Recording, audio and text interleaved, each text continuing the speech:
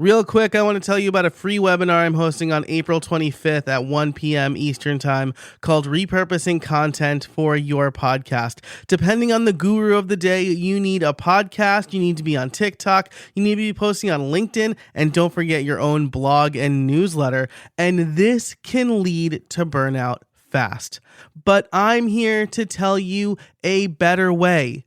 By repurposing content, there's a reason I'm able to publish 3 podcast episodes per week, 3 newsletters, and post on LinkedIn almost daily. So in this free 60-minute webinar, you will learn how to capture content ideas as easily as possible, how to build your own content flywheel from content you've already created, how to keep track of everything, and how to create a two-way street where you're repurposing for and from your podcast. Sign up for free today at profitablepodcaster.fm/repurpose. If you are struggling to create content, you need this webinar. Again, that URL is profitablepodcaster.fm/repurpose.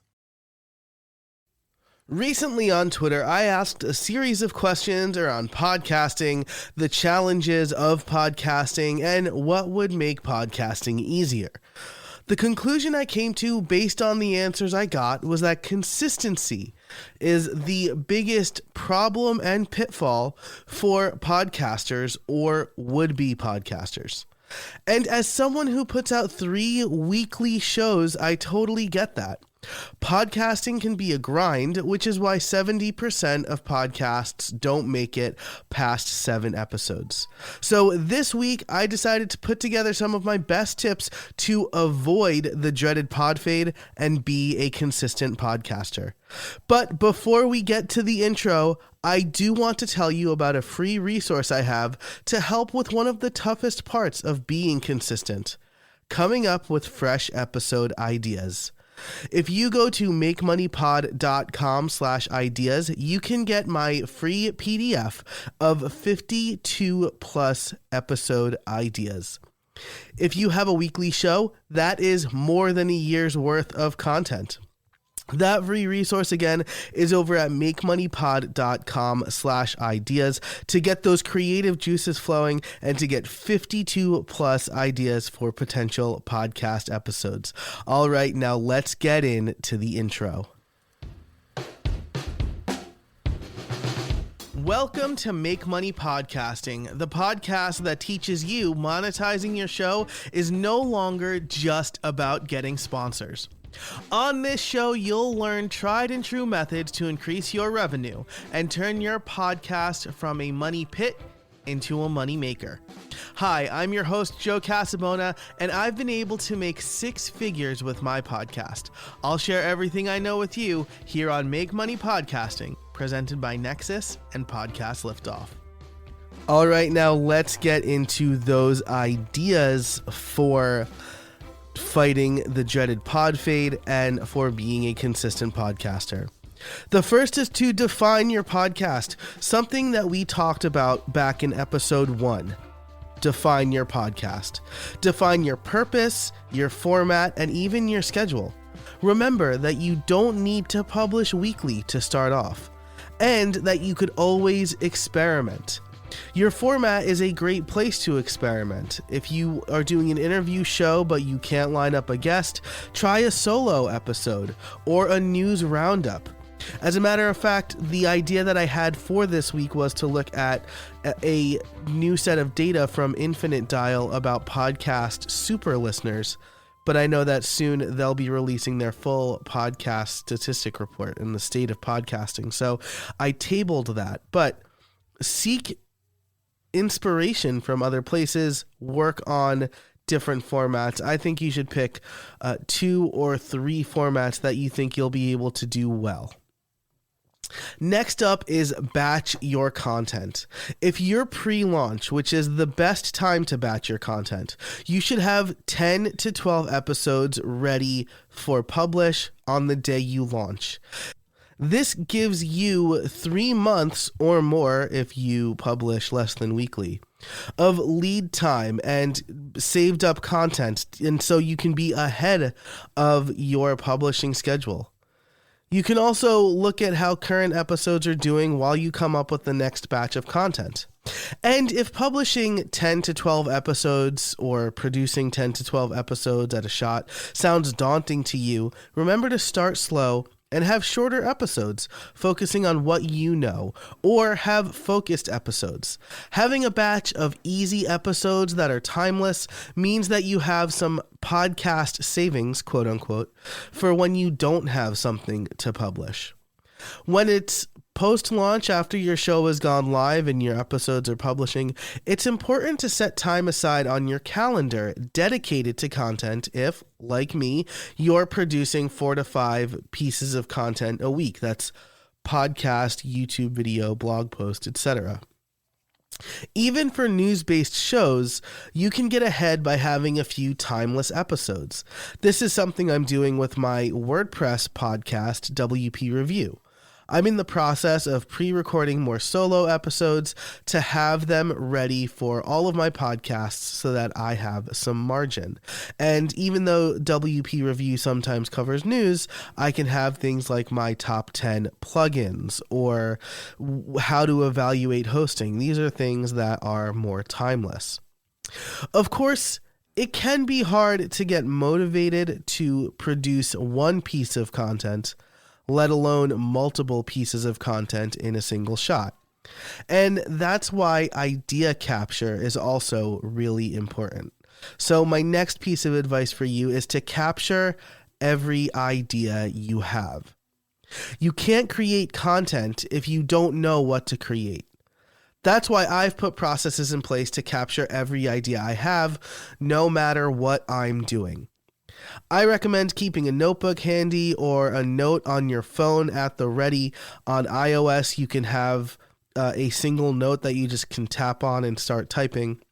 I have a shortcut. I have an iPhone, so I have a shortcut so that I can quickly capture ideas via text where I press an icon on my home screen and I can immediately type in ideas, or via speech by saying, "Hey, assistant, I have an idea." And then I can verbalize that. So if I'm out on a walk or if I'm driving or if I'm doing something else where I need my hands, I can still quickly capture those ideas. Now, that doesn't mean you need to use all of those ideas. It just means that you have a pool of ideas for when you're ready to batch or when you're struggling to figure out what to podcast about. Some of those ideas are bound to be low-hanging fruit. This episode is actually one of them. I hadn't planned when I made those tweets to turn this into an episode, but I thought that the takeaways were so important that I actually bumped this topic up further in my production schedule. And I should say at this point, I haven't mentioned this on the show, but I do have a membership, joincreatorcrew.com, where members get to see my idea capture process as part of my automations library. So if you want to become a member of the Creator Crew to get a tour of my idea capture process, you can do that over at joincreatorcrew.com for less than $5 a month. Now, when you're trying to come up with ideas, I know that could also be hard. That's another common thing that I hear from people when I talk about, how do you capture ideas or how do you come up with what to podcast? Look for inspiration everywhere. So I've told stories about baby clothes, about plumbers, about Rita's Italian Ice, relating them back to understanding customers or being a business owner, right? So one example is with baby clothes. I was up in the middle of the night changing my newborn, and he was very squirmy and hungry, and I was really tired. And the baby clothes I had it was like a reverse zipper and made it super easy for me to dress my child in the middle of the night. And I thought, this is somebody who really understands what it's like to be a parent. And so I was able to quickly capture that idea, and I wrote a blog post about it, and then I made it into a podcast, which is the next idea or the next piece of advice I have, is to repurpose content. If you're really struggling to come up with something, you can repurpose previous content. This could be something you originally wrote for a newsletter, a Twitter thread or Twitter conversation that you started, or even an older post that could use a refresh. I used to fall victim to the mindset that I already wrote something and so people will find it if they're looking for it. But they probably won't. Or at the very least, you'll know, looking at your analytics, what content is already doing well, and then the good but forgotten content. So taking something and making updates for new perspectives, or for new micro segments, or for a new medium, taking a blog post and turning it into a podcast episode, could give you a great jumping off point to kickstart those creative juices. And so let's hear from our sponsor, speaking of kickstarting those creative juices, and then we'll get into more advice. This and every episode of Make Money Podcasting is brought to you by Store Builder from Nexus. As a podcaster, you might be wondering, what's the best way for me to implement some of the things that we talk about on this show? How can I easily make money with my own website? And when it comes to setting up an e-commerce site, you kind of have the choice between an easy but limited platform or a limitless platform that you need to manage yourself, taking precious time away from your podcast. Until now, Store Builder is e-commerce made easy for everybody. It saves you time and delivers a storefront that lets you get to business. As someone who has set up multiple e-commerce sites, I can tell you that Store Builder has been a much easier experience than anything else I've tried. Answer a few questions, add your content, and sell. Store Builder was created and is supported by the e-commerce experts at Nexus. I host all of my important sites, including the membership for my own podcast and this podcast at Nexus. Get the speed, security, and support you need when you need it. Whether you're selling podcast merch, offering a supplementary course, or you have a membership or subscription. Are you ready to monetize your podcast the way you want to? Head on over to makemoneypod.com/storebuilder, all one word, to try it for free for 30 days. That's makemoneypod.com/storebuilder. Thanks so much to Store Builder and Nexus for sponsoring this and every episode of Make Money Podcasting.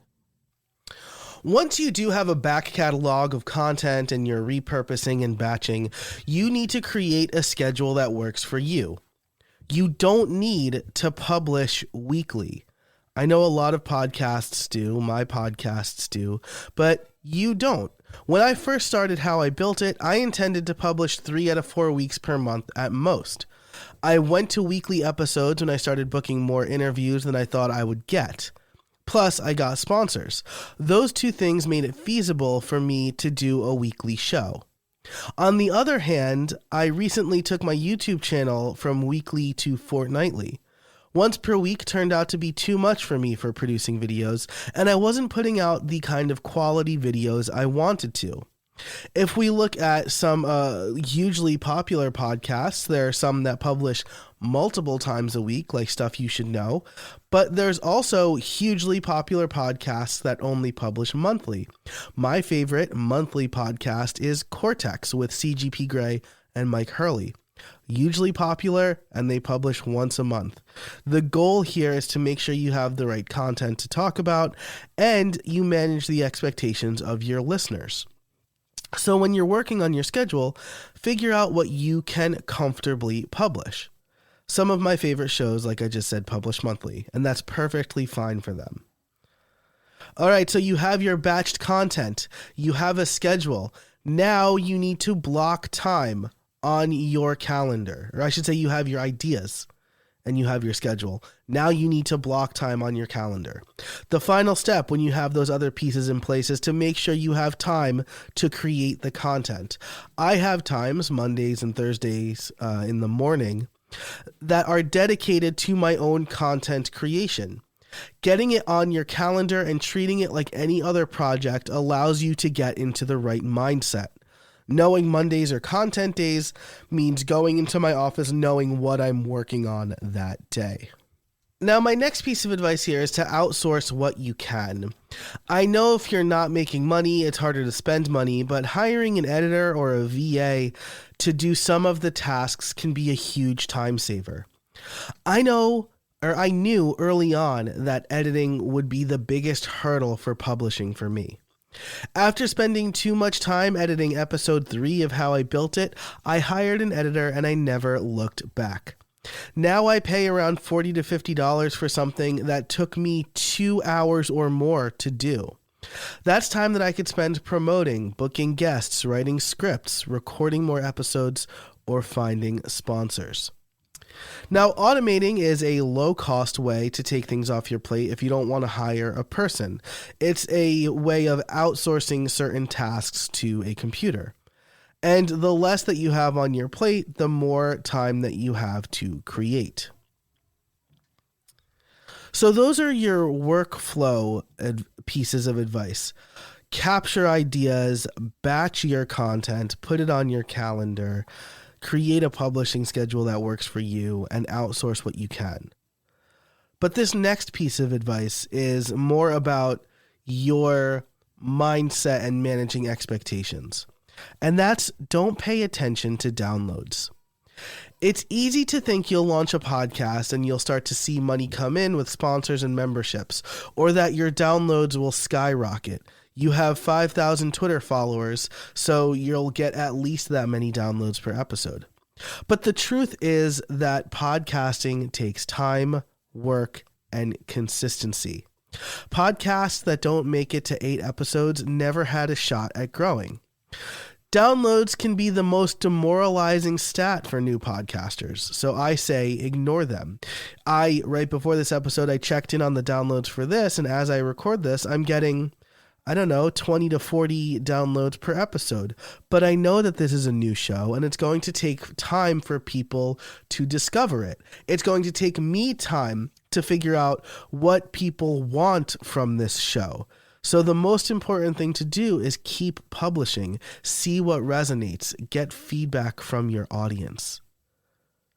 Publishing helpful content consistently is what makes an audience come and stay. But if you are regularly checking downloads, it's easy to think, I've done all of this work for virtually nobody to listen. Just remember, you're building your content library, you're building trust, and you're building expertise. If you come in thinking you'll put in the work for 6 months and see how it's going, how you can improve, and what you can change, you're sure to see tangible results and even make some income.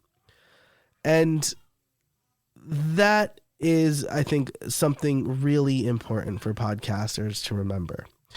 And it also leads into the last piece of advice here, which is to experiment. Mix up the types of content you're putting out. If a guest cancels, do a solo show. If you don't feel like writing a script, bring on a guest to chat. Try a short form episode or read a blog post as a podcast episode. I did that a few weeks ago on How I Built It because I was sick and I didn't have an interview ready for that week. It was the only week in a 3-month span where I didn't have an episode ready to go. So I just read an older blog post. Especially early on, your show is your sandbox. So experimenting keeps the show fresh and the ideas flowing. Experiment and see what resonates. And remember that not every piece of content you create needs to be your magnum opus. As long as you share what you're doing and you offer one actionable tip or you share one good story with your audience, your content is a win. That's it for this episode. Thanks so much for listening to Make Money Podcasting, presented by Nexus and Podcast Liftoff. For all of the show notes and to get those free episode ideas, you can head over to makemoneypod.com/004. Thanks so much to our sponsor, Nexus. Until next time, I'm Joe Casabona, and I can't wait to see what you make.